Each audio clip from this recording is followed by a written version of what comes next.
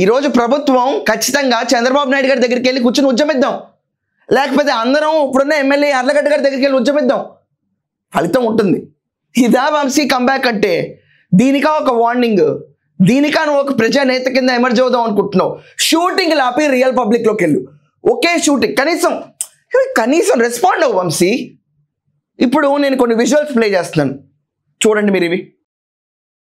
ఇలాంటి విజువల్స్ ఎప్పుడన్నా గడిచిన ప్రభుత్వ హయాంలో ఎమ్మెల్యే తిరగడం చూసామా? నేను చూడలా.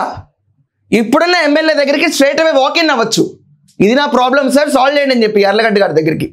వంశీ దగ్గరికి వెళ్ళాలంటే రంగాన్ని దాటాలి, శేషుని దాటాలి, కోర్టులను దాటాలి, ఇవన్నీ దాటిన తర్వాత వంశీ దగ్గరికి వెళ్ళాలి.